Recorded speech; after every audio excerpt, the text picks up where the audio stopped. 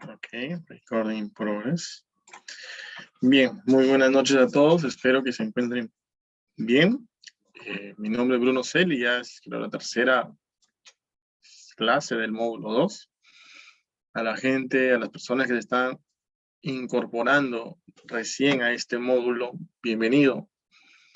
Estamos aprendiendo bastante con preguntas, casos prácticos sumamente interesantes que veo en el día a día como consecuencia de la asesoría laboral que brindo.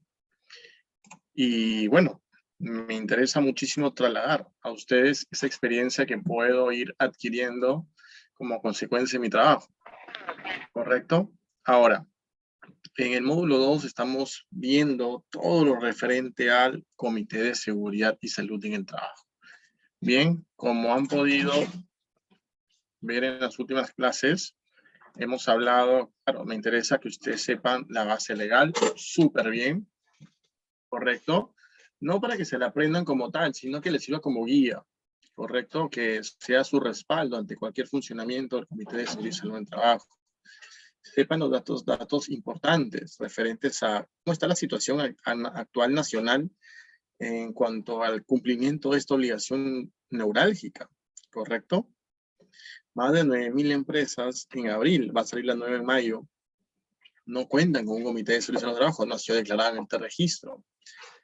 Es posible que ese monto sea mayor, porque algunas empresas simplemente ponen sí tengo, y no tienen absolutamente nada, o el que tuvieron ya venció y no lo han renovado. Entonces, actualmente no tienen. Entonces, es una situación que la SUNAFIL está sumamente pendiente y realiza campañas de fiscalización en todo momento, ¿correcto? Ahora, hemos estado absolviendo estas consultas que yo he planteado como las más relevantes, ¿correcto? Hemos hablado ya qué es el comité, quién debe contar con un comité de seguridad y salud en el trabajo, cómo se elige. Estamos en la elección propiamente del comité de seguridad y salud en el trabajo, ¿correcto? Entonces, hemos estado hablando que la ley es muy clara al señalar que el comité como mínimo debe tener 4 miembros y se va agregando cada 2 miembros, claro está, por cada 100 trabajadores, hasta un límite de 12 miembros. Esto ya lo hemos discutido ampliamente, ya les expuse mi postura sobre ese límite. Y bueno, para poder verificar o para poder detectar el número de miembros y la vigencia del mismo, ¿correcto? Se hace a través de un acuerdo entre el empleador y el trabajador. ¿Y eso a través de qué? De una asamblea general súper breve, donde se discutan solamente estos puntos, nada más, y se materialice en un acta. Esto le interesa mucho a la SUNAFIL para verificar si es que efectivamente se llegó a un acuerdo con los trabajadores referentes al número de miembros y a la vigencia de los representantes del Comité del Trabajador. Bien, hablamos de la estructura elemental de todo proceso electoral, del proceso de la Constitución o la elección de los representantes de los trabajadores. Es un documento inicial y sumamente importante. Tiene que estar en todo proceso electoral, es la convocatoria, ¿correcto? Y la convocatoria o el proceso electoral está a cargo del empleador en caso que en la empresa no exista una organización sindical o gremial, y en caso exista esta organización gremial, claro, es responsabilidad de esta organización gremial proceder con llevar a cabo la convocatoria correspondiente. Bien, entonces hemos hablado que se tiene que establecer la convocatoria sí o sí. Y esta convocatoria tiene formalidades. Bien, como vemos, hay un periodo de inscripción de candidatos para que los candidatos, que se pueden dar de 3 maneras, los candidatos puedan presentar su candidatura de manera personal y voluntaria, los trabajadores puedan recomendar o puedan nominar a un candidato, que es posible que este candidato acepte o no acepte la candidatura. Recordemos que no se puede imponer una nominación. Particularmente yo no considero que esa sea la opción más adecuada, porque puede haber una nominación muy forzada y no lo veo viable. Y la tercera es la elección por grupos. Grupo 1, y están todos los candidatos o todos los candidatos a miembro del comité de representantes del empleador. Yo creo que entre la primera y la última y la tercera es lo más adecuado, lo más sano, lo más transparente y voluntario, que es básicamente las características del proceso electoral que la ley exige. Bien, entonces, teniendo claro ello, existe un periodo de inscripción que la ley no establece un periodo de tiempo determinado, no dice tienen que darle al trabajador mínimo 5 días hábiles, no. La ley establece que tienes que darle un plazo razonable. Bien, y claro, tu plazo razonable tiene que incluir solamente días hábiles. Tu plazo razonable no debe incluir días no laborables, ¿no? Feriados o sábados, si es que tu jornada es de 5 por 2, o el descanso semanal obligatorio. Entonces, el plazo razonable lo establece el empleador. Y yo no les puedo decir cuál es el mejor plazo razonable, porque va a depender de cada empresa, va a depender de su estructura orgánica, va a depender de la situación operativa de la empresa, va a depender de la cantidad de trabajadores que tenga. Entonces, es imposible que alguien les diga un plazo razonable establecido de manera general o universal. ¿Bien? Lo que sí se debe garantizar en todo momento es la participación de todos los trabajadores. ¿Correcto? Esta convocatoria tiene que ser de todo conocimiento de los trabajadores. Hoy por hoy puede ser remitida por correo electrónico, con constancias de confirmación, si es posible. Luego, o en todo caso, puede publicarse o exhibirse en el periódico mural o en los lugares de mayor tránsito, por ejemplo, en la puerta de ingreso de la empresa. Eso le gusta mucho a la SUNAFIL, que pueda verificar justamente esas situaciones. Y claro, no lo vas a tener ahí toda la vida o todo el año para que cuando llegue la SUNAFIL lo vea, ¿no? Pero sí te recomiendo que si lo exhibes, tomes una foto de diferentes ángulos. La cámara de la foto siempre tiene que tener la descripción de la fecha y la hora. Todo eso para que exista un medio de prueba, ¿bien? Y le causes convicción al inspector de la SUNAFIL que efectivamente es constituir un comité de manera real y no de oficina, que es lo que se suele hacer o lo que malamente se suele hacer. Bien, entonces una vez que tú ya estableciste la participación, estableciste un plazo máximo, un plazo razonable de presentación de candidatos, estableces una lista de candidatos inscritos, que es básicamente una revisión del filtro de las condiciones o requisitos para ser miembro del Comité de Seguridad y Salud en el Trabajo. ¿Correcto? Que los requisitos son ser trabajador, ser mayor de edad y tener conocimientos en materia de seguridad y salud en el trabajo. Particularmente le adiciono yo disponibilidad, don de persona, llegada con los trabajadores, características de un líder. Entonces yo le adicionaría esas características, pero no las consideraría como un requisito, sino como una sugerencia de los candidatos. Bien. Luego de ello, ustedes tienen que exhibir los candidatos aptos. Bien, entonces, entre la fecha de publicación de los candidatos inscritos y la fecha de la elección del proceso electoral propiamente dicho, tiene que haber un plazo no menor de 15 días hábiles. ¿Y eso dónde lo puede encontrar, doctor? ¿En la ley? No, en la ley ni el reglamento lo señala. ¿Dónde lo puedo encontrar? En la resolución ministerial 148-2013-TR. Bien, doctor, pero eso es del sector público. Bueno, de hecho, esa resolución ministerial se aplica incluso al sector privado, sin ningún inconveniente. Así que utilícenla, sea su guía, esa resolución ministerial, para que no exista ningún inconveniente. La SUNAFIL la utiliza como referencia para inspeccionar su constitución del Comité de Seguridad y Salud en el Trabajo. Bien.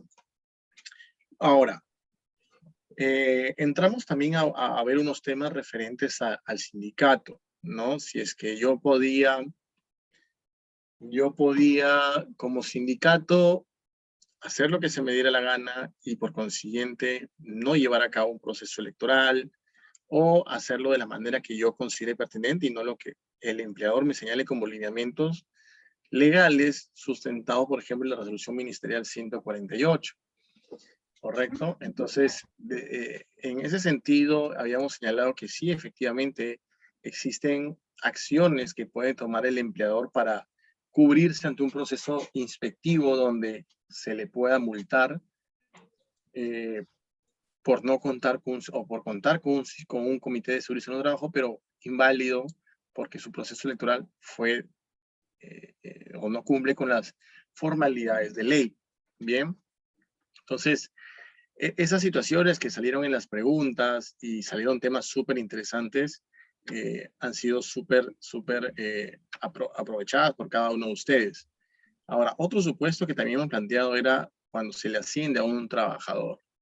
Bien, un trabajador de confianza es ascendido, perdón, un trabajador ordinario es ascendido y se convierte en un trabajador de confianza, pero es miembro o es miembro de los representantes del trabajador. ¿Qué se hace en esa situación? Oscar, por ejemplo, señalaba, bueno, fácil, un nuevo proceso electoral. Sí, es viable, claro que sí.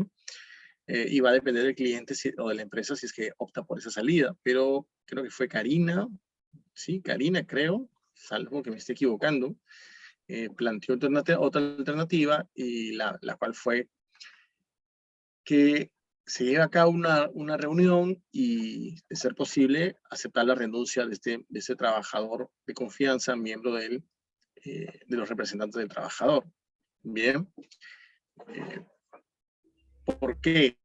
¿Por qué hacerlo? Porque la SUNAFIL luego, cuando verifique el TR5 del T-Registro, va a verificar que en tu fila de los miembros representantes del empleado, del trabajador, tienes un trabajador de confianza. Y eso es un lío súper grave. ¿Correcto? Entonces la salida fue, ok, aceptar la renuncia de ese trabajador como miembro del comité, no de la relación laboral, como miembro del comité, y que un suplente suba. Me parece totalmente también válida y viable como la alternativa que señaló Oscar en su momento, pero particularmente me inclino más por la salida que brindó Karina. Bien, porque no conlleva a iniciar todo un proceso electoral, y eso a nivel operativo puede ser un poco más complicado. Incluso te puede llevar a que puedas cometer un error formal y también se invalide todo tu comité de seguridad y ya no solamente tengas un lío con una parte de los miembros que conforman el comité de seguridad. Entonces, como ya les he mencionado, la elección siempre está dividida, bien, por el empleador y por los trabajadores. Tengo que elegir miembros que representen a los trabajadores y a través de qué miembros que representen al empleador, y eso lo hago a través no de un proceso electoral, sino lo hago a través de una designación. Y las cartas ya las han visto, las he compartido. Las cartas de designación son simples. Repito, no es necesario un proceso electoral propiamente dicho, simplemente basta una carta donde se le designa. Doctor, ¿y el trabajador se puede negar a ser miembro del comité? Sí, pero particularmente no he visto ningún supuesto donde haya pasado eso. Más aún si son trabajadores de confianza. Entonces, ¿existe la posibilidad? Sí, pero rara vez puede pasar. Particularmente, y le soy totalmente honesto, no he visto ningún caso similar o que se parezca. Bien, pero sí he visto, por ejemplo, casos como el que les he planteado del ascenso.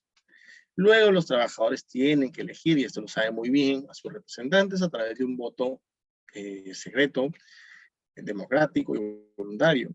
Bien, y esto está a cargo del empleador o está a cargo de la organización gremial correspondiente. Y bueno, esta es la carta donde los trabajadores, dentro del plazo razonable, entregan a la Junta Electoral o en todo caso a el sindicato para postular su candidatura, ¿no? Para ser candidatos al proceso electoral como miembros que representan al trabajador. Bien, en esta carta tiene que estar dirigida a la organización gremial o a la Junta Electoral, en caso no exista organización gremial. Bien, tienen que establecerse el asunto. Perdón, esta carta es la carta de designación del empleado, error mío. Bien, esta carta va dirigida ¿a quién? Al trabajador de confianza. Correcto. Hay un audio que está haciendo ruido.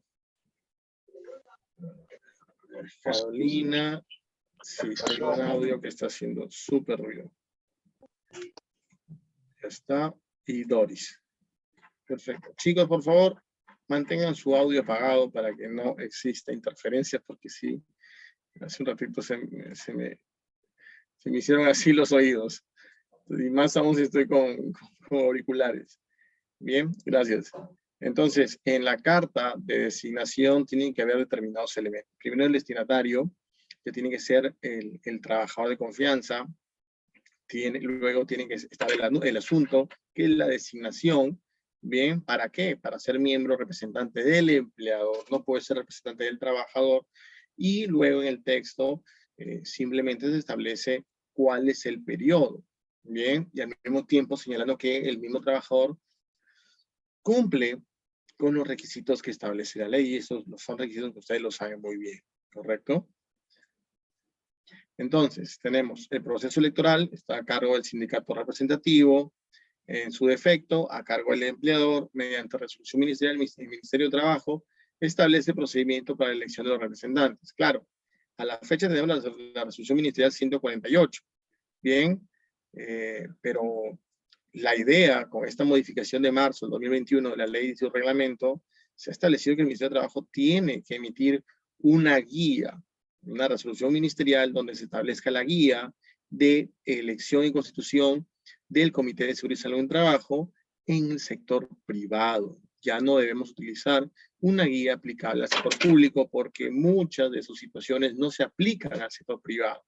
Y al mismo tiempo, no está actualizada con la ley, porque recuerden, es un dispositivo legal del 2013, entonces no tiene mayor armonía con las realidades que se han planteado, las situaciones que incluso yo les he planteado en su momento, cuando hemos estado viendo paso a paso. Entonces, la votación, bien, recuerden, solamente está dirigida a la elección de los representantes de los trabajadores. Bien, que bueno, puede ser de manera presencial o no presencial, lo vamos a ver más adelante.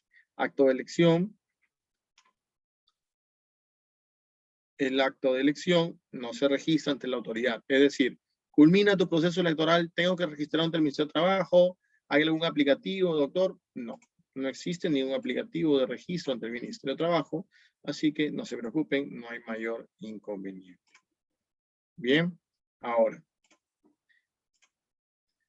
Esta es la carta donde el trabajador, cualquier trabajador, que claro, sea un trabajador ordinario, bien, no trabajador de confianza ni de dirección, debe hacer llegar, uno, a la Junta Electoral, si es que el proceso electoral está a cargo del empleador.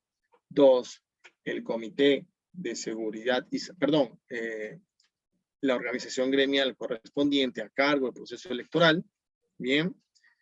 Y bueno, tiene que estar dirigida justamente a el empleador o la organización gremial, tiene que indicarse que se presenta como candidato al comité como representante del trabajador y el periodo de la vigencia. Bien, entonces, al mismo también se establece qué tiene que adjuntar, qué tiene que acreditar, cómo el trabajador puede acreditar el cumplimiento de los requisitos. Bueno, en primer lugar, tiene que hacer llegar su DNI, su DNI azul. Bien, para cumplir con el primer requisito. Doctor, pero es excesivo. Sí, yo lo entiendo, pero la ley estableció ese requisito. Dos, una boleta de pago. La última que tengas, que te hayan entregado. Yo recomiendo la más próxima hasta la fecha de esa carta. ¿Por qué? Porque con ese documento, ustedes van a acreditar la existencia de la relación laboral. Entonces, no va a haber mayor inconveniente y vas a superar el segundo requisito. Ouch, me dolió ese audio.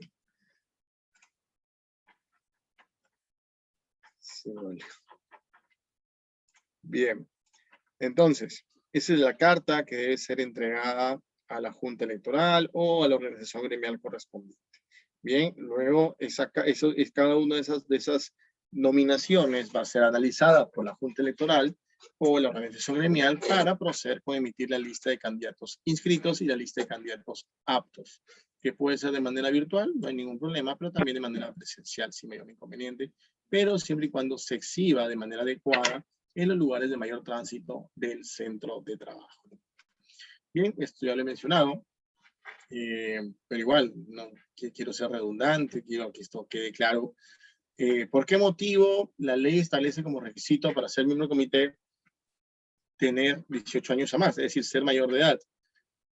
Muchos de ustedes pueden decir, pero doctor, pero es obvio, ¿no? Todos son mayores de edad. No, porque tenemos claro que el segundo requisito el primer requisito es ser trabajador de la empresa. El segundo es ser mayor de edad. Como ya les he mencionado, a nivel laboral, puede existir una relación laboral con menores de edad. Bien, 15, 16, 17 años. ¿Se puede concretar una relación laboral? Claro que sí. Y efectivamente, para eso se necesita todo un procedimiento ante la autoridad del Ministerio de Trabajo, consentimiento de los padres, etcétera, etcétera, todo un procedimiento. Un límite a las horas que puede desarrollar el trabajo de menor de edad, etcétera, etcétera. Bien, porque recordamos que sigue siendo menor de edad y se le sigue aplicando las normas referentes al bien superior del menor. ¿Correcto? Entonces, pero puede existir una relación laboral en sentido estricto, técnicamente hablando, sí, por eso es que la ley es a la precisión. ¿Por qué? Porque no quiere que ninguno de sus miembros sea un menor de edad. Bien. Luego, tener como preferencia, claro, pues es una recomendación, no es un requisito per se, es una recomendación que es tener conocimientos en materia de seguridad y salud en el trabajo. Bien. Ahora, hemos hablado claramente sobre el comité, su forma de elección, pero también debemos indicar que el comité tiene que ser bipartito. Bien, ¿qué quiere decir bipartito? Que está constituido, está conformado por dos partes. Bien, esas dos partes es los representantes del empleador y los representantes de los trabajadores, ¿correcto? Y luego te dice que tiene que ser paritario, es decir, tiene que haber igualdad. Esta igualdad es una igualdad numérica, bien, no como existe, no como, por ejemplo, en otros comités que en materia de hostigamiento sexual, tenemos el comité de intervención, ¿correcto? Señalado por el decreto supremo 014-2019-MIN, que regula la existencia de un comité que se constituye incluso similarmente como el Comité de Seguridad en un Trabajo. Incluso te dice, si estás próximo a conformar un comité, aprovecha esa oportunidad para conformar un comité de intervención. Bien, dentro de ese proceso electoral, lo puedes hacer. Bien, ahora, a diferencia del Comité de Seguridad, el Comité de Intervención te pide una paridad no solamente numérica, sino una paridad de género. ¿Ya? Pero ese es un tema diferente, ¿ya? Es sobre hostigamiento sexual laboral. Pero es interesante, ¿por qué? Porque tiene sus razones, ¿correcto? A nivel de seguridad y salud en trabajo, la paridad numérica también tiene una razón, ¿correcto? Pero no me gusta decir todo, así que, chicos, díganme, ¿cuál consideran ustedes que es el principal motivo por el cual tiene que ser un sindicato bipartito? Partiendo de ahí. Bien, ¿por qué? Porque tiene que haber un representante del trabajador y un representante del empleador. Recuerden, no solamente es ver la ley, sino analizar la ley, entenderla y ver su finalidad. Si ustedes logran hacer eso, le pueden dar una serie de interpretaciones. Bien. No se amontonen, por favor. ¿Por qué? A ver, ¿quiénes están? Está Ámbar, está Ángela, está Brenda, está Carolina, Doris, Elizabeth Fernández, Erika Arévalo, Gracie, Gracie Z, Rodolfo, Jacqueline, John Farfán, Jorge Morales, Josie Quispe. ¿Qué opinan? ¿Por qué el comité tiene que ser bipartito? ¿Por qué no solamente es representante del empleador? ¿Por qué no solamente está conformado por los trabajadores? O por último, ¿por qué no solamente dice los trabajadores y ahí vamos a ver quiénes conforman?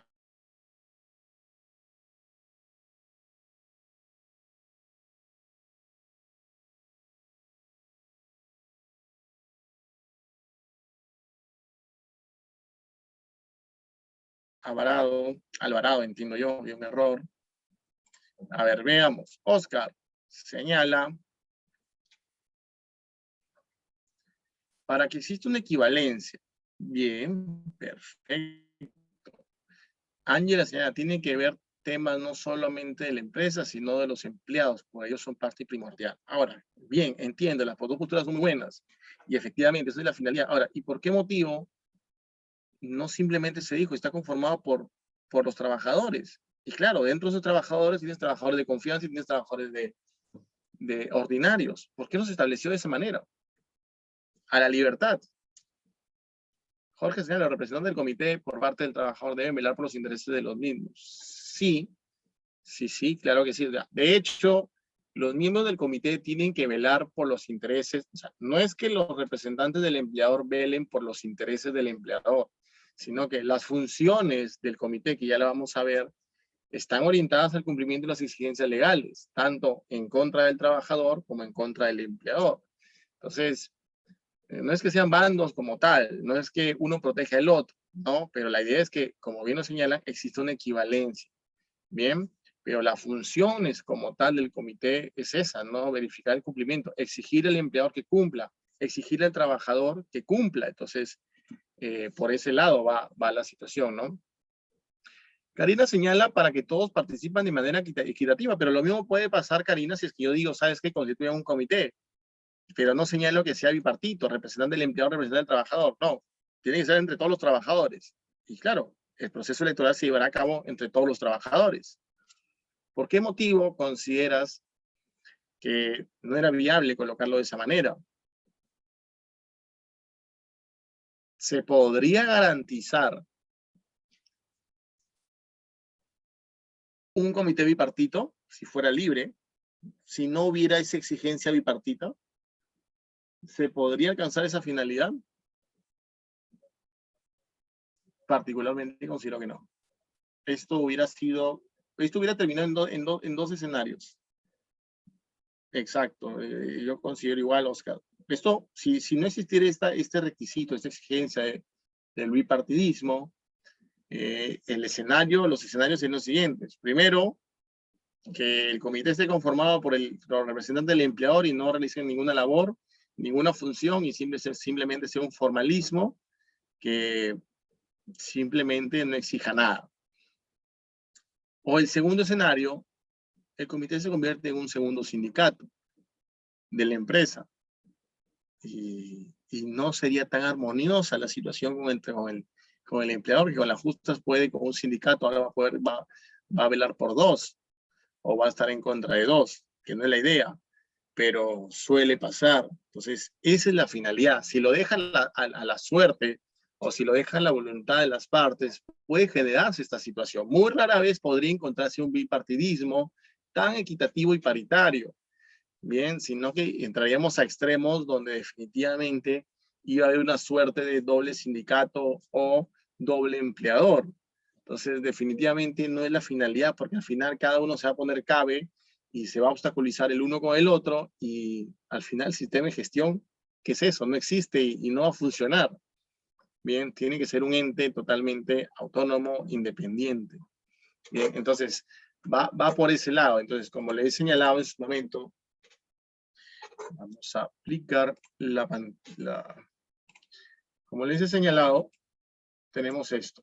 Déjenme mejor usar los dedos. Tenemos esto. Bien. Los representantes del empleador y los representantes del trabajador.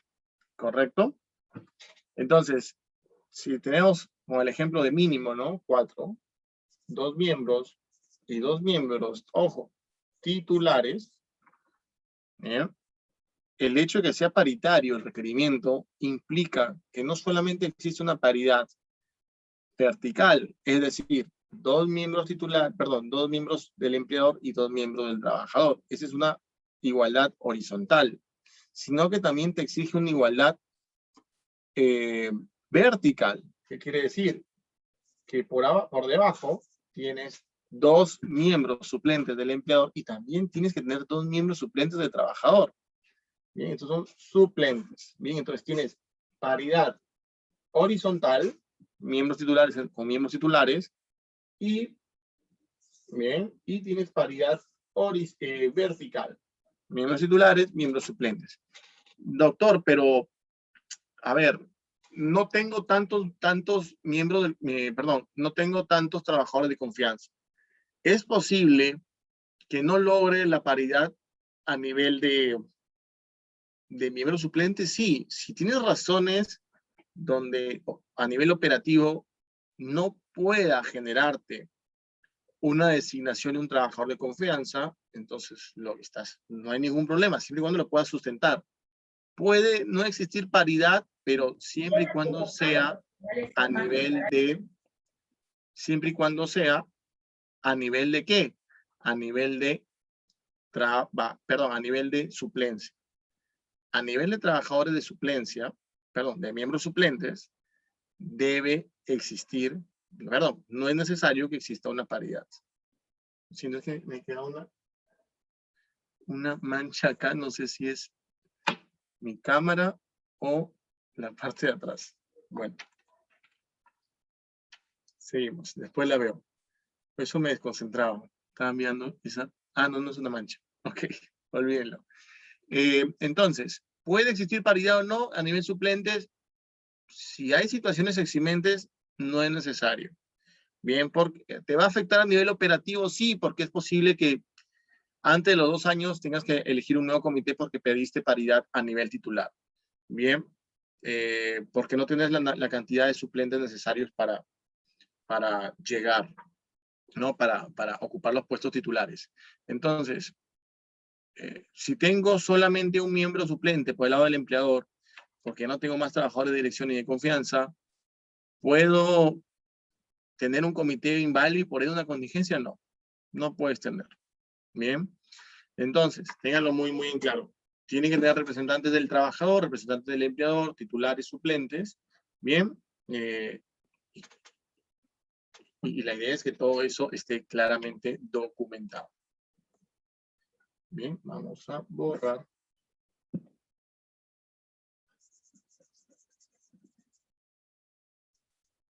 Listo. Aquí. Perfecto, entonces tenemos la carta de designación correspondiente. Bueno, ya hemos quedado claro, ya ha quedado clarísimo de que este proceso, a modo de resumen, está a cargo de la organización sindical mayoritaria, en caso exista una organización sindical mayoritaria. Esta organización sindical tiene que llevar a cabo todo el proceso electoral luego de 8 días hábiles desde que el empleador le comunicó su intención de constituir un comité de seguridad y salud en el trabajo. Si es que este no lo realiza, entonces lo que corresponde es que el empleador lleve a cabo el proceso electoral sin mayor inconveniente. Bien, entonces, cuando no existe una organización sindical, ya lo he señalado, es el comité, perdón, es el empleador quien debe llevar a cabo todo el proceso electoral y se tiene que ser una elección totalmente democrática, voluntaria y directa. Bien. Luego, todo este proceso electoral, todo lo que les he comentado hasta este momento, chicos y chicas, tiene que estar debidamente documentado. Y para eso tenemos dos libros para que se puedan colocar. Tenemos el libro de actas, bien, del comité y el libro de actas de constitución y elección del Comité de Seguridad y Salud en el Trabajo. Bien. Ahora, ¿qué sucede si es que tengo una organización sindical y no la dejé participar? Bien, ¿qué pasa en ese caso? Tenemos una resolución de intendencia de este año. Bien, claro, es un proceso inspectivo del 2014, bien, pero es una resolución, la última que ha salido, este de febrero, donde se le sanciona, se le multa a la SUNAT. Oscar señala o pregunta, profesor, ¿existe número límite de listas en una elección? ¿A qué te refieres con las listas? ¿Candidatos? Si te refieres a candidatos o trabajadores candidateados, o sea, que se pueden lanzar como candidatos, no existe un límite. Mientras más trabajadores participen, no hay ningún inconveniente. ¿Correcto? Entonces, ¿y cómo se acaba el proceso electoral? Pues es simple, una mayoría simple es la que elige a todos los trabajadores. Por ejemplo, si tienes 10 candidatos y tienes 4 vacantes, 2 titulares, 2 suplentes, simplemente que cada uno de los trabajadores elija un trabajador, o lo que yo suelo hacer es que en esos escenarios cada uno elija 4. Pues cada trabajador elegirá uno y se colocará. Las 2 personas que tengan la mayor cantidad de votos serán los titulares y los trabajadores que tengan el tercer puesto y el cuarto puesto a nivel de número de votaciones serán los miembros suplentes, sin mayor inconveniente. Bien, 6 trabajadores no son elegidos y se cierra el proceso electoral. Pero sí, no existe un número máximo, un límite para participar en el proceso electoral. Más bien se requiere justamente la participación de todos los trabajadores. Y eso demuestra, claro está, tu intención y el cumplimiento del deber del principio de participación. Y que también demuestra justamente que como empleador mantienes informado a todos tus trabajadores sobre lo que se implementa en materia de seguridad en el trabajo, que uno de ellos es el Comité de Seguridad. Bien, entonces quiero explicarles un poco este caso.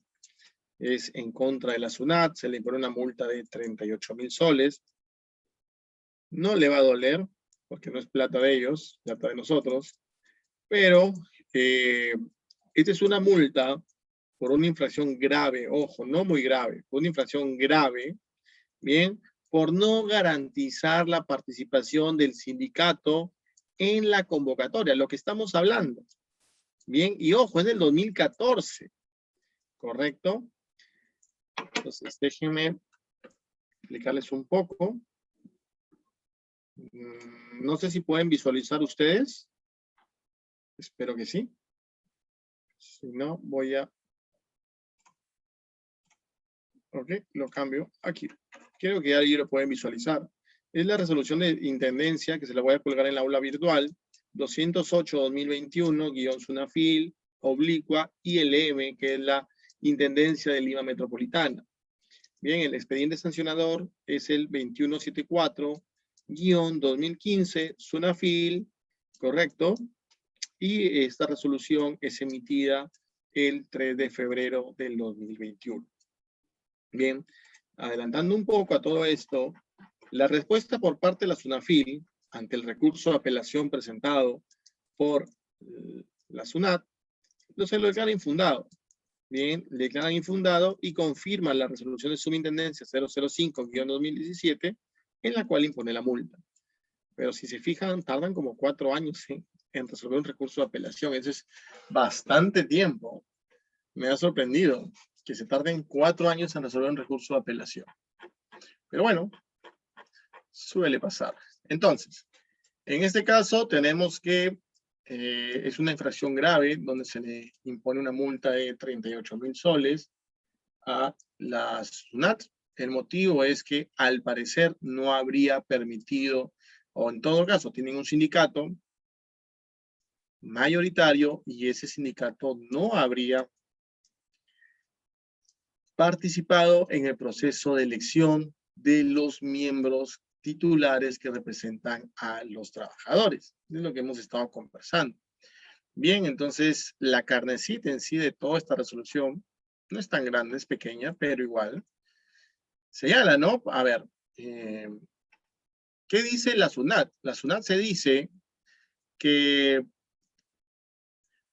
pretende justificar su conducta infractora aduciendo haber brindado las facilidades al sindicato para que pueda llevar a cabo el proceso de elección del nuevo comité, brindando el uso del web server institucional. Sin embargo, la autoridad de primera instancia, es decir, la SUNAT lo que dice es, hey, yo sí le di las facilidades. Yo sí he brindado, he querido que participe, porque sé lo que dice la ley. Le he brindado incluso un canal o una herramienta virtual que le va a permitir tener una comunicación y lanzar la convocatoria al proceso electoral de los miembros titulares que representan al trabajador. Pero a pesar de eso, no lo hizo. Recuerden un dato. En el 2014 no estaba establecido legalmente que el sindicato tenía 8 días hábiles para realizar la convocatoria. Caso contrario, lo hacía el empleador. Bien, sigamos con la lectura. Bien, sin embargo, la autoridad de primera instancia, luego de un análisis sistemático de los medios de prueba recabados en las actuaciones inspectivas y las presentadas por la inspeccionada, por la SUNAT, desvirtuó dichos argumentos, concluyendo que la inspeccionada no acreditó la constitución e instalación del Comité de Seguridad y Salud en Trabajo. Ello se desprende por la dilación en el tiempo, evitando brindar las facilidades para llevarse a cabo dicho proceso electoral, pretendiendo excluir del proceso electoral de la elección de los subcomités. Ya estamos hablando de subcomités, es decir, hay un comité madre y hay subcomités en cada, entiendo yo, en cada una de las intendencias. nacionales, aduciendo que su implementación a nivel nacional era facultativa. Perdón, facultad exclusivamente de la inspeccionada y no del sindicato. Error.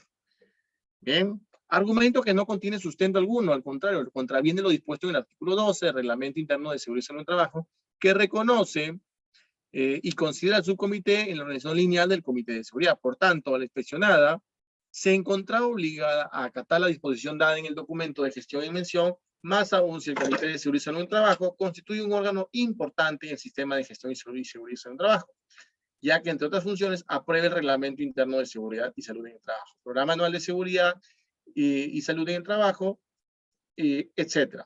De ahí la trascendencia de facilitar todas las facilidades, aquí hay un error desde mi punto de vista, para su constitución e instalación. Bien, entonces da con palo la SUNAFIL, desvirtúa su argumento. Ante ello, la inspeccionada pretende distorsionar la conducta infractora que se le atribuye el señalar que el sindicato es responsable de llevar a cabo el proceso electoral en aplicación del artículo 49 del reglamento de la Ley de Seguridad y Salud en el Trabajo, lo cual no es objeto de análisis. Por el contrario, el análisis está dirigido a que en su debida oportunidad no se logró constituir e instalar el comité. Esto, como se indicará, por la dilación indebida que realizó la inspeccionada para que el sindicato pueda llevar a cabo el proceso electoral en mención, a pretender desconocer que los subcomités deben ser también materia de elección conjuntamente con el comité. Y en dicha dilación impidió que en tiempo hábil y oportuno se cumpla con el proceso electoral, habiendo superado incluso la fecha de las elecciones inspectivas del 28 de octubre al 9 de diciembre del 2014, sin haberse instalado el Comité de Seguridad y Salud en el Trabajo. Emitido por la Autoridad Administrativa de Trabajo, no exime de responsabilidad al inspeccionado, considerando que el referido documento no versa estricto sensu sobre la materia investigada por el personal inspectivo. Es un informe, un oficio importante que lo tomó como defensa.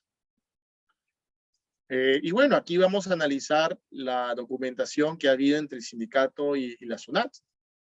De autos, es decir, de los documentos que obran en el expediente de inspección del 2014, se advierte las comunicaciones expresas que existieron entre el sindicato y la inspeccionada desde el 17 de junio del 2014 hasta el 12 de noviembre de 2014, detallados en el numeral 18 de la recurrida, lo que demuestra la comunicación interna existente respecto a la convocatoria del proceso electoral, así como la dilación para concretarse la misma que conllevó a la conducta infractora.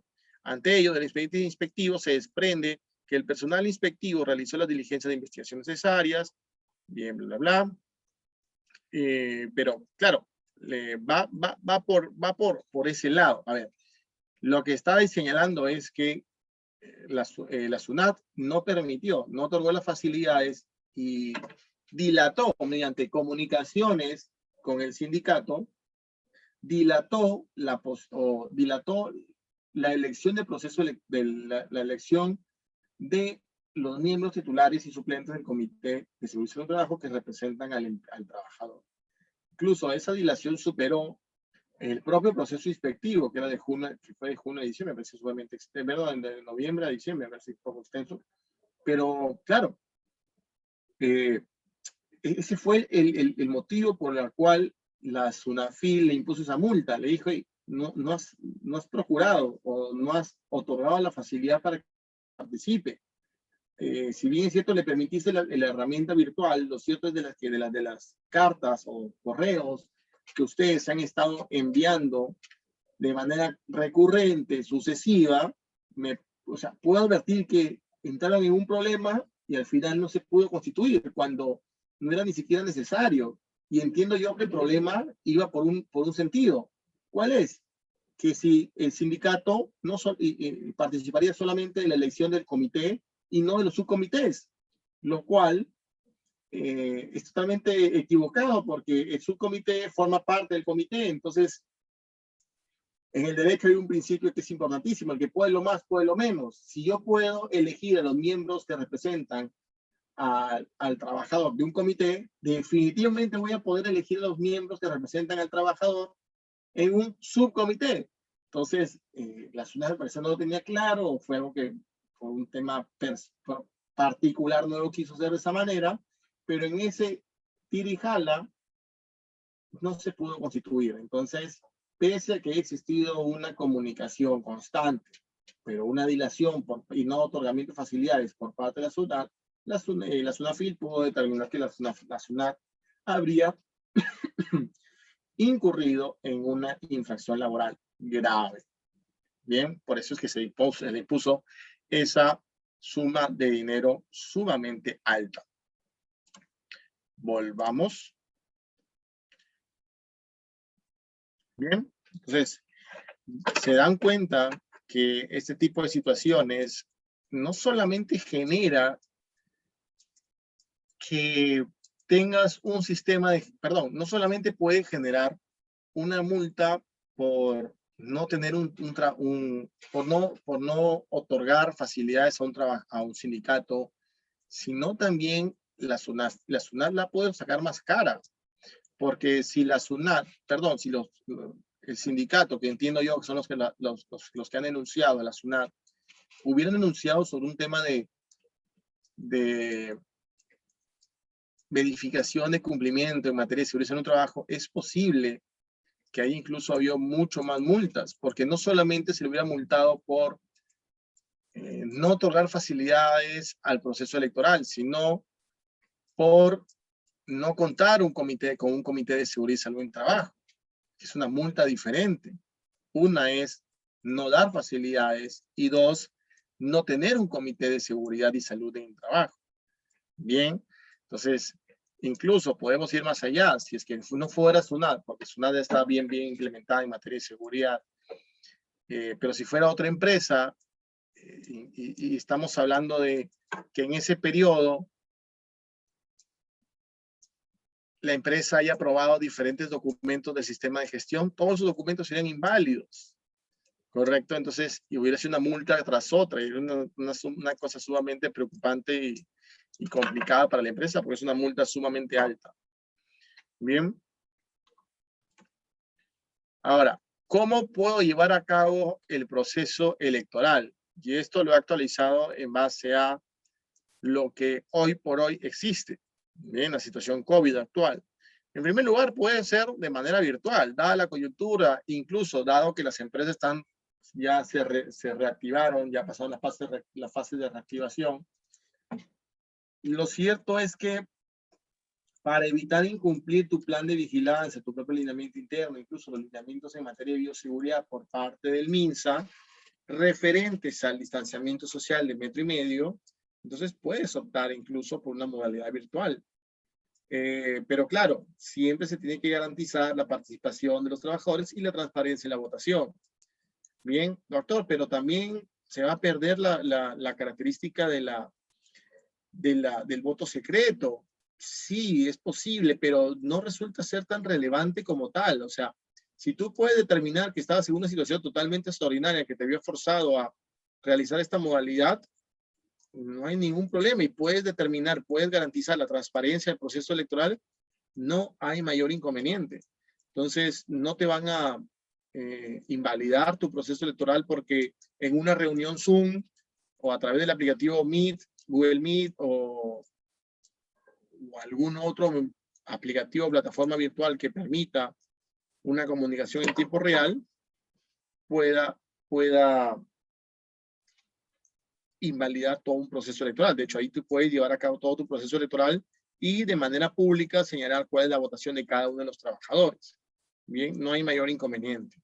Ahora, lo ordinario es que se realice de manera presencial, incluso mixta, parte presencial o parte remota o parte virtual, que también puede ser una muy buena opción dentro de esta coyuntura COVID. Bien, pero claro, siempre que se adopten medidas de bioseguridad correspondientes para evitar el contagio del COVID en el centro de trabajo. Bien, entonces, esto sé que lo estoy repitiendo hasta el cansancio, pero me interesa. Bien, vemos que hay una interrogante. Ámbar señala o consulta. Profesor, consulta. ¿Hay alguna ley o resolución que ampare que por el tema de emergencia del COVID-19 se posterguen elecciones? A ver, se posterguen elecciones, no. Bien, pero sí te señala que es un decreto legislativo 1499. Déjame confirmarte ese dato. A ver.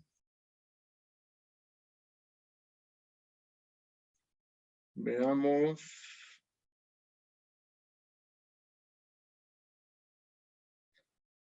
Decreto legislativo.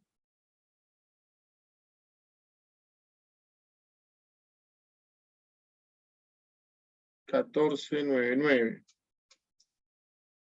Establece medidas de... Ok, sí, el decreto legislativo 1499 establece una serie de medidas laborales frente a la pandemia del COVID-19, pero también establece medidas en materia de seguridad en el trabajo. Habla de los EMO, de los exámenes médicos ocupacionales, habla de las auditorías externas, habla del Comité de Seguridad y Salud en el Trabajo, el comité, hace referencia justamente a lo que Ámbar está señalando, respecto a que de manera extraordinaria y mientras dure esta emergencia sanitaria, se puede ampliar de manera única y extraordinaria la vigencia del Comité de Seguridad y Salud en el Trabajo. Bien, una vez que se deje sin efecto esa normativa o ese estado de emergencia sanitaria, debe constituirse un nuevo Comité de Seguridad y Salud en el Trabajo. Pero de manera extraordinaria, hoy por hoy, puedes ampliar. Bien, no es que se posterguen elecciones, bien, ni que estén prohibidas, porque es posible, es facultativo. Bien, pero para eso yo lo que recomiendo y lo que yo he hecho en las empresas clientes es: empleador remite una carta, o en todo caso, comité de seguridad, o como yo lo he hecho, empresa, empleador, remite una carta al presidente del comité. En esa carta dice: señores, estamos a una semana que venza tu, a un mes que venza tu vigencia como miembro del comité. Bien. Por tanto, te indico que tienes la opción de ampliar tu vigencia o llevar a cabo un proceso de trabajo. Por favor, informar.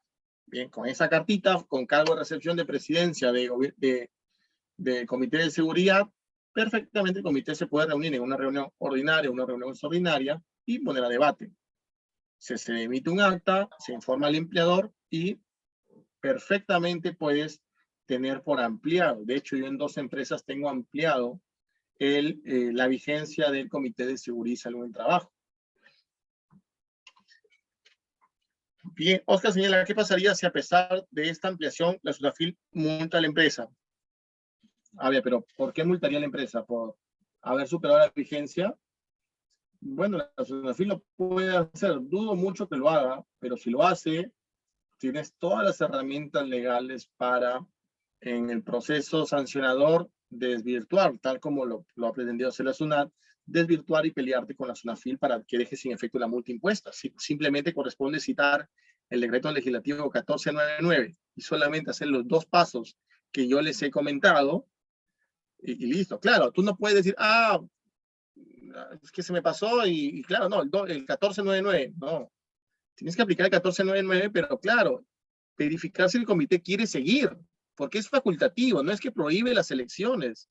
Si las prohibiera, otro fue el cantar, pero no las prohíbe. Te da una salida para evitar que incumplas el distanciamiento social y por ende generes o conviertas el proceso electoral en un foco de contagio del COVID-19 en el centro de trabajo. Bien, entonces, definitivamente tiene que ir de la mano con algunas acciones que realiza el empleador, de la mano con quién, con el comité de seguridad. Ámbar señala: profesor, nuestra vigencia del comité terminó el año 2020, en febrero, y en un acta solo hemos colocado que se realizará en el mes de marzo. Y luego el COVID y ya no se realizaron las elecciones. Ojo, que el decreto legislativo, déjame ver, este decreto legislativo 1499,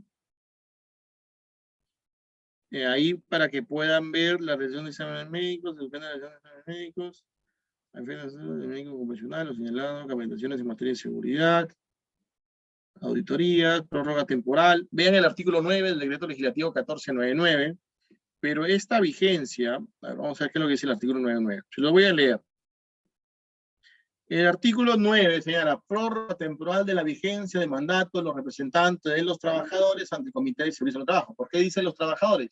Porque claro, la vigencia de los trabajadores es de 2 años, pero la vigencia de los representantes del empleador es indefinida, lo que decide el empleador. Bien, dice, si durante el estado de emergencia sanitaria, que es un estado de emergencia, es un estado de emergencia sanitaria diferente al estado de emergencia normal, que hoy por hoy termina el 3-4 de septiembre con cargo a que se amplíe aún más. Te dice, si durante el estado de emergencia sanitaria no resulta posible la organización del proceso electoral, no resultará posible, o sea, facultativamente, ante el comité de seguridad o del supervisor, el mandato vigente de los trabajadores del comité de seguridad del trabajo se prorrogará automáticamente hasta el término del estado de emergencia sanitaria. ¿Cuándo? Hoy por hoy es hasta septiembre, las primeras semanas de septiembre. Ahora, ¿cuándo se publicó esta norma? Se publicó el 9 de marzo, Ámbar, perdón, 9 de mayo del 2020. ¿Qué quiere decir? Que en febrero, cuando perdió la vigencia los representantes de los trabajadores, tú tenías que realizar un proceso electoral. No, doctor, pero llegó el COVID. Lo siento, esta norma, el 1499, es de mayo. Y se aplica para adelante. Las normas no se aplican para atrás. Esta norma se aplica del 9 de mayo hacia adelante. Entonces, tu comité, en todo caso la empresa, ha debido de llevar un proceso electoral por el periodo 2020, 2021 o 2022, dependiendo de la vigencia que se haya pactado. Bien, de hecho, han tenido el tiempo suficiente para constituir un nuevo comité. ¿Por qué? Porque tú constituyes un nuevo comité o un proceso electoral antes de la pérdida de la vigencia del Comité de Seguridad y Salud del Trabajo actual. Lo haces un mes antes. Bien. Ojalá, así es, perfecto. Entonces, el medio probatorio sería la documentación adjunta en la cual se demuestra vía carta la ampliación, vía acta, la ampliación de la ampliación. Sí, efectivamente, ¿no? Yo lo que hago siempre es, soy muy minucioso en esos aspectos. Incluso algunos de mis clientes me dicen, no hagas tanto lío, pero me interesa mucho porque conozco mucho la SUNAFIL. Bien, lo que yo hago es redacto una carta por el empleador, se la envío al comité y el comité se reúne, porque sí me interesa que se advierta la buena fe del empleador, ¿correcto? Que el empleador les avise, hey, está pronto a terminar, bien, pero ojo, tienes esta opción en base al decreto legislativo 1499 en su artículo 9, bien. Si es que optas por esto, avísame. Si no, avísame de igual manera. ¿Por qué? Porque tengo que llevar a cabo todo un proceso electoral. Bien, se reúne el comité, deciden ampliarlo temporalmente. Perfecto, ya no constituyo nada. Con esos 2 documentos, yo los adjunto ¿dónde? En mi libro de actas. Me fiscalizan, acá está, y le dije, ojo, a la fecha está actualizado. Está vigente mi comité, por esta, y lo decidieron. No lo decidí yo de manera unilateral, lo decidieron ellos. ¿Por qué? Porque son principalmente los representantes de los trabajadores. Bien, porque los representantes del empleador siguen vigentes. El problema son los representantes del trabajador. Yo no les puedo imponer que sigan su vigencia. Porque esa vigencia la determinaron los trabajadores en su totalidad. Y no intervino para nada el empleador. Bien.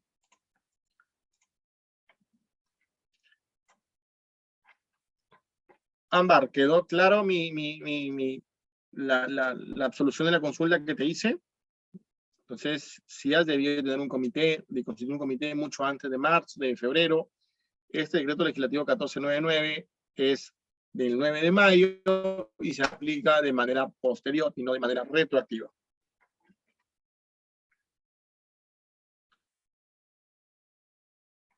Uy, ¿cómo harías para evitar la multa? Mira, si hay una situación de multa, yo lo que te recomendaría, sí, ya están en falta. Lo que yo te recomendaría es que me contrates. No, mentira. Lo que yo te recomendaría es, bueno, primero habría que analizar la situación, ¿no? ¿Cuál es tu situación actual? ¿Cuál ha sido tu situación en el 2020, millas? Porque lo que puedes hacer es regularizar el 2000. el 2020, ¿no? De hacer un comité de 2 años, nuevamente, un proceso electoral, lo que llaman un proceso electoral o un comité de escritorio. Bien, es para evitar la multa. Pero sí, habría que analizar varios factores. Pero es posible que puedas salvarte de la multa. De eso pierde cuidado, no te preocupes. Bien, me parece genial que haya quedado claro. Bueno, llevamos a cabo el proceso electoral. Bien, tenemos en el lado izquierdo parte del acta del proceso de escrutinio, donde pueden verificar, se establecen ítems referentes al número de trabajadores que emitieron su voto, número de inasistentes, número de votos blancos o viciados, número total de trabajadores que conformaron el padrón electoral. Claro, todo tiene que cuadrar. Número de cédulas de sufragio utilizadas. Entonces, todo eso tiene que estar constituido en tu acta del proceso o tu acta de escrutinio del proceso electoral. Y respecto al otro punto, a la imagen de la derecha, bien, es parte del acta de conclusión del proceso electoral. Es decir, con eso ya terminé de contar y puedo determinar quiénes son mis representantes titulares y mis representantes suplentes que representan al trabajador. Este es un comité que va a ser con el mínimo porque no tiene más de 100 trabajadores. Y bueno, ya tengo elegido mi comité por la parte, por lo menos, que representa al trabajador. Bien, ¿cómo se organiza? ¿Cuál es la estructura interna del Comité de Seguridad y Salud en el Trabajo? Primero tengo un presidente. En realidad todos son miembros. Ese es un comité de 6, ¿ya? De 3-3. Bien, pero dentro de esa organización donde todos son miembros del comité, tenemos una suborganización donde tenemos presidente, secretario y los miembros ordinarios del Comité de Seguridad y Salud en el Trabajo. Esta estructura u organización es básicamente por un aspecto de funcionalidad. Bien, funcionalidad interna del Comité de Seguridad y Salud en el Trabajo.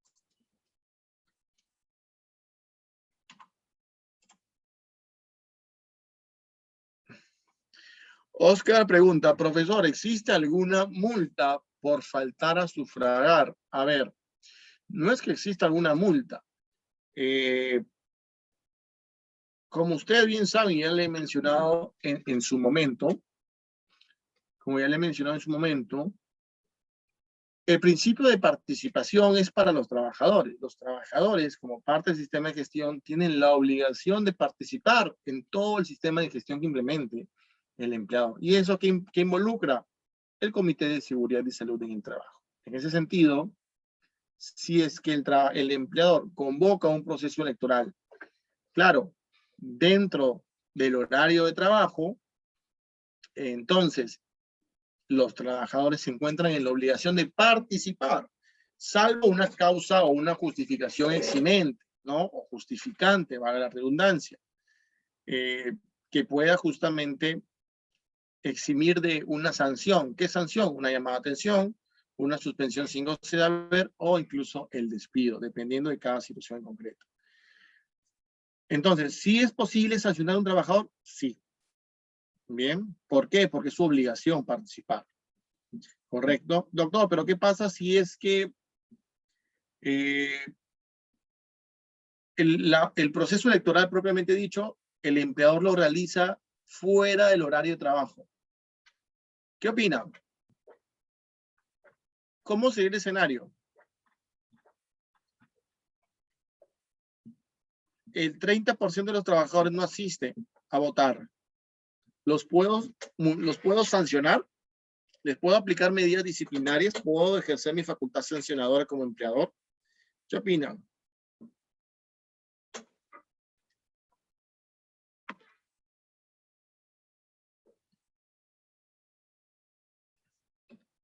Oscar señala no, porque estoy fuera del horario de trabajo. Claro, pero yo como empleador te digo, ok, se los voy a pagar.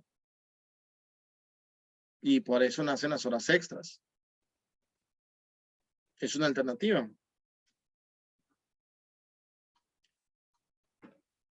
A ver, Oscar, si es que yo te digo, va a haber un proceso electoral y te quiero citar el domingo, que es el descanso semanal obligatorio de todos los trabajadores. Y yo quiero que el domingo vengan todos los trabajadores. Y yo les digo, señores, no se preocupen, yo les voy a pagar lo que legalmente corresponde. ¿Tú estás obligado a ir? ¿Qué opinan? Oscar, Ámbar, Jorge. ¿Qué opinan? ¿Estaría obligado a ir? Ya, si la orden se hace por mail, sí. No sé, a ver, veamos. Esa es la posición de Oscar. ¿Tenemos otras posturas?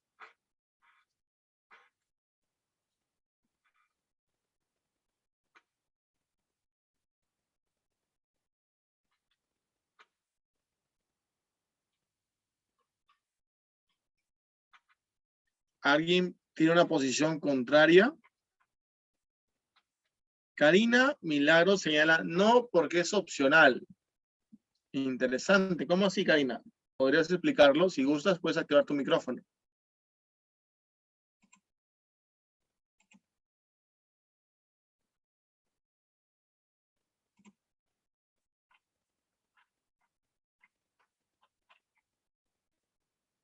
A ver, Karina. No sé si puedes activar tu micro.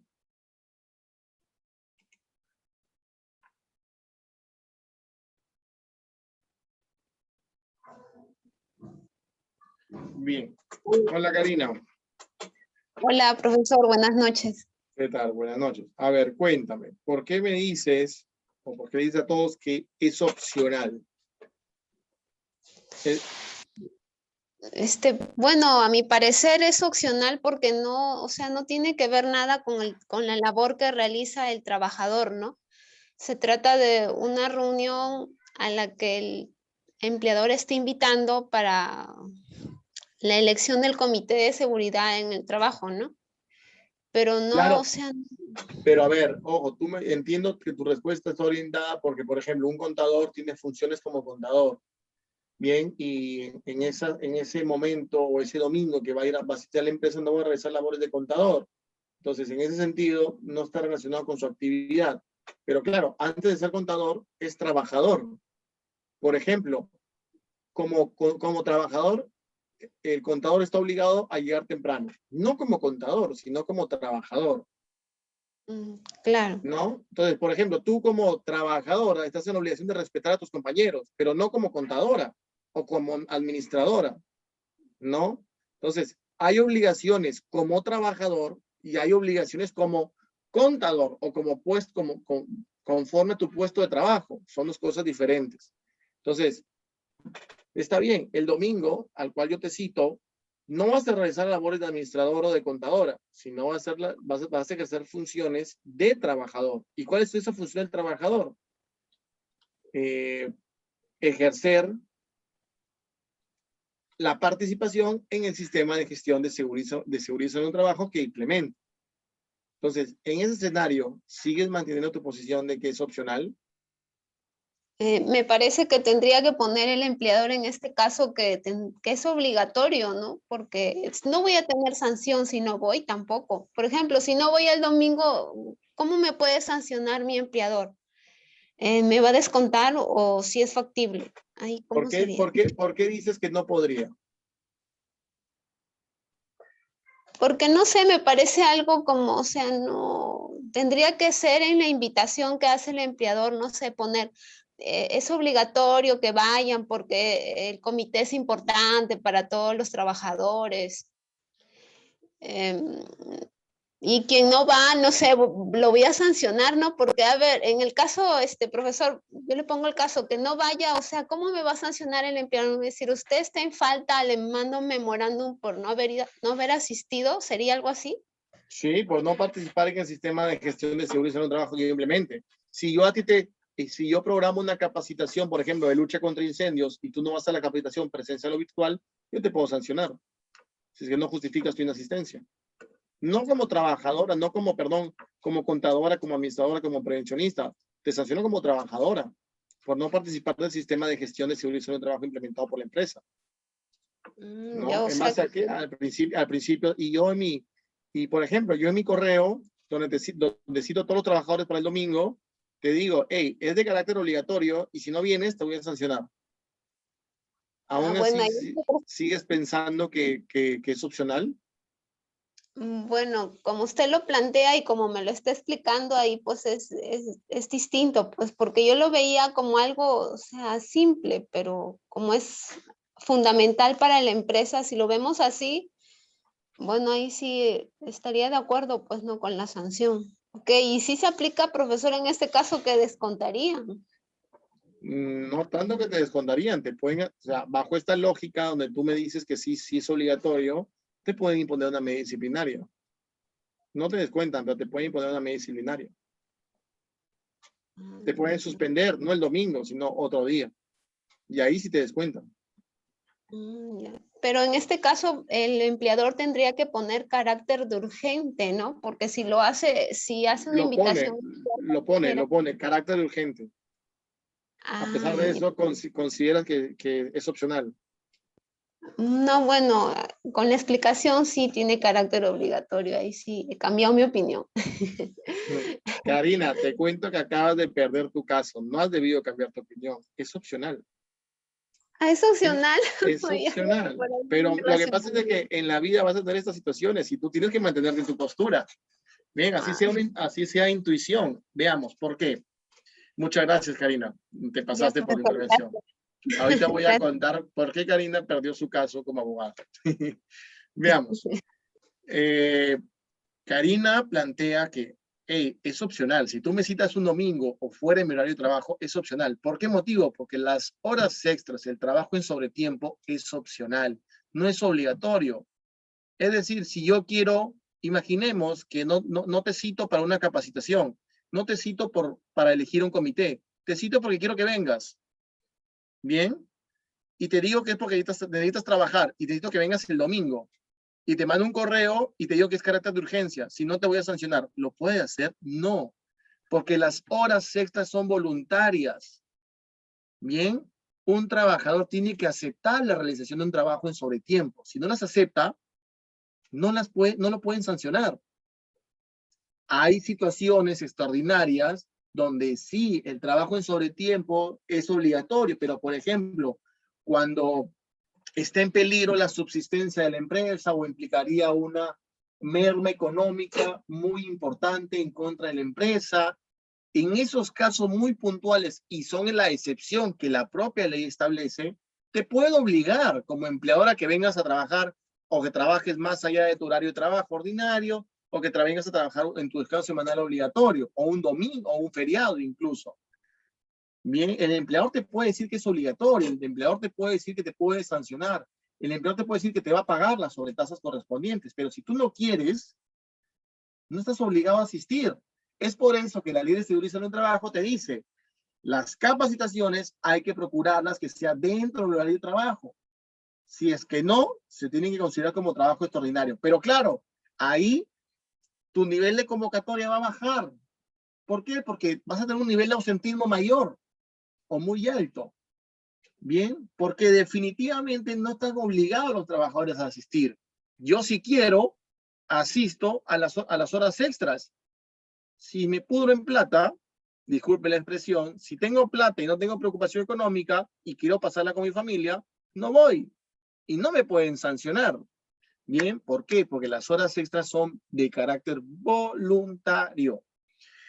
De igual manera, se establece que el proceso electoral se tiene que llevar dentro del horario de trabajo y dentro de la jornada de trabajo, que son dos cosas diferentes, incluso abogados lo confunden. Horario y jornada de trabajo son dos cosas diferentes.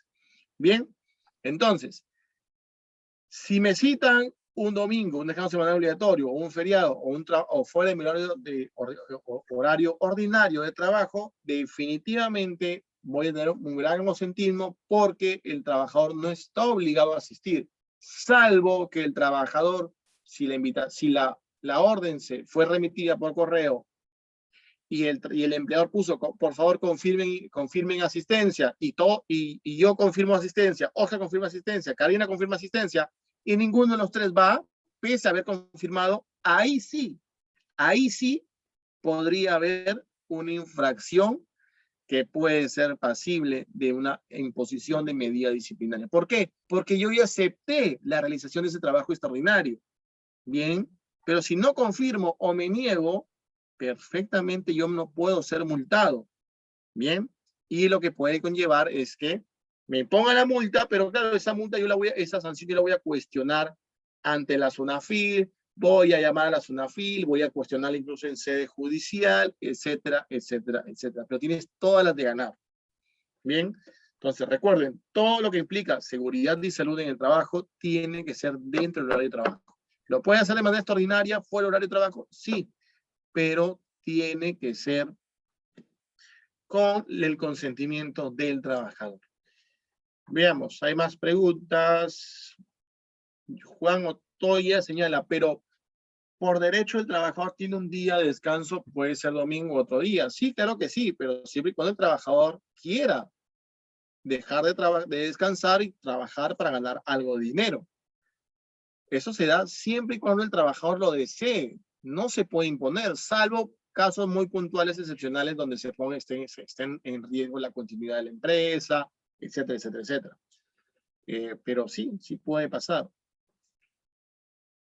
Y claro, si es que el empleador, por ejemplo, y el trabajador acepta trabajar el domingo y lo puede compensar con otro día, no hay ningún problema, no hay pago. Pero cambian el descanso semanal obligatorio. Oiga, señora, además de ello, existen muchas cosas que puede hacer el trabajador fuera de su hora de trabajo, ya sea viajes. Sí, efectivamente, en su tiempo libre el trabajador puede hacer lo que quiera. Entonces, por eso es que incluso con el trabajo remoto, tenemos situaciones como la desconexión digital, donde establece la prohibición de que a un trabajador le puedas ordenar o requerir documentación fuera de su horario de trabajo. Incluso la ley lo que te dice es, si es que el trabajador acepta, sí lo puedes sancionar, pero si no acepta, lo siento, hasta mañana, nos vemos al día siguiente, nada más. Pero tú, apenas termina tu horario de trabajo, tu empleador, el horario que tú mismo impusiste, tu empleador ya no le puedes llamar, ya no le puedes mensajear, ya no le puedes enviar correo. Y si le envías cualquiera de esos tres, tiene que ser por razones de súper urgencia. O tres, o otra opción es, claro, coordinaciones muy puntuales, pero para que sean trabajadas al día siguiente, pero no en ese mismo momento. Bien, entonces, definitivamente todo tiene que ser dentro del horario de trabajo. Jorge señala o pregunta, ¿no asistir a sufragar implicaría una falta leve? No, mira, yo considero que es una falta grave. No es falta leve, es falta grave. ¿Por qué? Porque no estás participando en el sistema de gestión de seguridad y salud en el trabajo. ¿Bien? Y eso es de vital importancia. Entonces, desde mi punto de vista, es considerado una falta grave. Pero claro, habría que analizar cada caso en concreto. Yo no recomiendo que encasillen y digan que tal falta es grave, tal falta es grave, tal falta es leve, tal falta es muy grave. No. Siempre utilicen los principios de razonabilidad y proporcionalidad al momento de aplicar medidas disciplinarias y va a depender qué sanción aplicar, va a depender de cada caso en concreto. Hay que ver antecedentes, antigüedad del cargo, el cargo que ocupa, etcétera, etcétera, etcétera. Bien. Bien, chicos, no sé si tienen preguntas finales. No sé, ¿qué les ha pasado? ¿Qué les ha pasado? ¿O qué les ha parecido? ¿Qué les ha parecido la clase del día de hoy? Si ha quedado alguna interrogante, ha quedado todo claro. ¿Quieren que les traiga más casos, como el caso que hemos visto de la SUNAT? Por cierto, ¿qué tal la clase con mi socia, con Mirela Bernal? ¿Qué tal consideran? ¿Qué temas tocó? Ella es súper práctica, ¿no? Ella tiene las resoluciones, las ultimitas, las más carne, con la mayor carne posible, tiene los datos sobre infracciones, multas. Sí, y como dice Oscar, muchos ejemplos. Sí, es muy, muy práctica. Yo soy teórico práctico. Me gusta mucho combinar los dos. Ni soy teórico puro, ni soy práctico puro. Me gusta combinar los dos. Bien, teórico práctico. Pero me interesa que ustedes sepan eso. La teoría, adquieren mayor conocimientos, perfeccionen lo que ya tienen y lo vean y vean cómo se está aplicando en la realidad. Por lo menos el ente fiscalizador, que es una FIL. Bien. No sé si tienen algún otro interrogante. Si no, avanzamos. Bien, entonces, tienen un presidente, un secretario y los demás miembros. Esta suborganización interna es para la funcionalidad propia del Comité de Seguridad y Salud en el Trabajo. Hay un interrogante. Ricardo Juárez Vázquez pregunta, ¿cuál es el costo de la sanción? ¿A qué te refieres con el costo de la sanción? ¿La sanción para quién? De los casos que hemos planteado, es una sanción al trabajador. ¿A qué te refieres con el costo? Si es que el trabajador tiene que pagar algo, una multa, no. No va por ese lado. Las multas que pone el empleador no son pecuniarias, ojo, no le pone, no es como la SUNAFIL que te pone una multa administrativa, ¿no?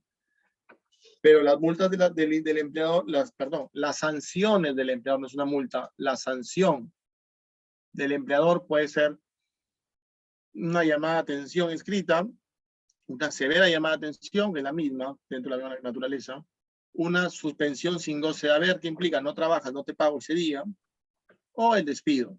Entonces, no hay un quantum, no hay un costo de la sanción o la medida disciplinaria que se imponga, sino que arruina tu legajo personal y da pie a que si tú cometes otra infracción a futuro, pueda servir para poder aplicarte sanciones más graves, ¿no? O más gravosas. Si te han sancionado con una llamada de atención y luego vuelves a cometer otra infracción, ahora ya podría corresponder una suspensión sin goce de haber.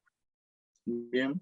Entonces, no va por un quantum, no va por no existe una cuantía, un monto determinado respecto a las sanciones o medidas disciplinarias que puede imponer el empleador. Bien, son tres nada más. Llamada de atención, suspensión sin goce de haber y el despido por capacidad o despido por conducta. Bien. ¿Algún otro interrogante, chicos? Para empezar, por otro tema es un poco más extenso y no me gusta empezar algo y terminarlo en 2 minutos. Bien. Ricardo, ¿te aclaré la consulta o sigues con dudas?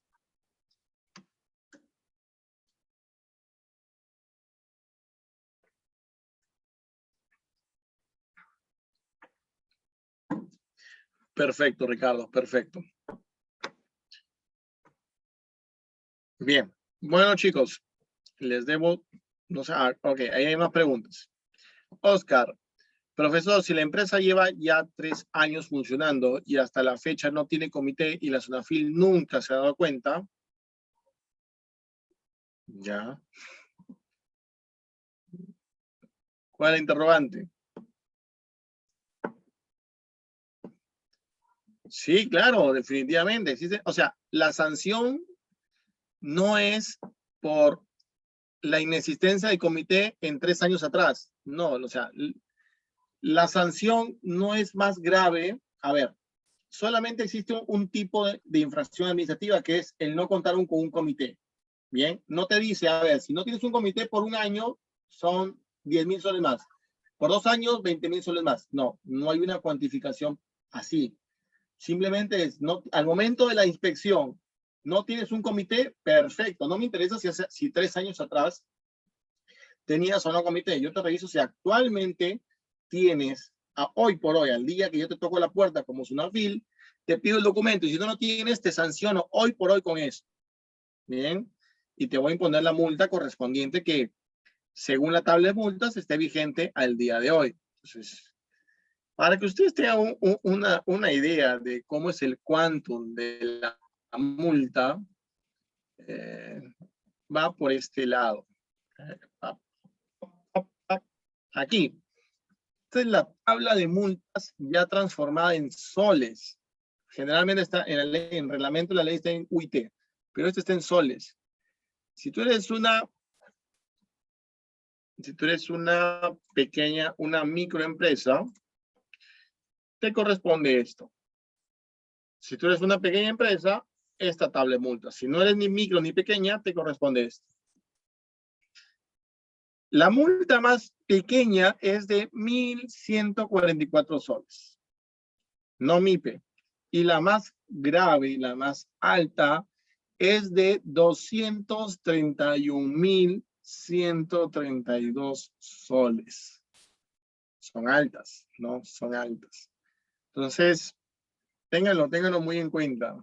Bien, muchos dicen, no, doctor, cobras muy caro por la asesoría. Claro, pero mira lo que te cobra, mira lo que tendrías que pagar la SUNAFIL.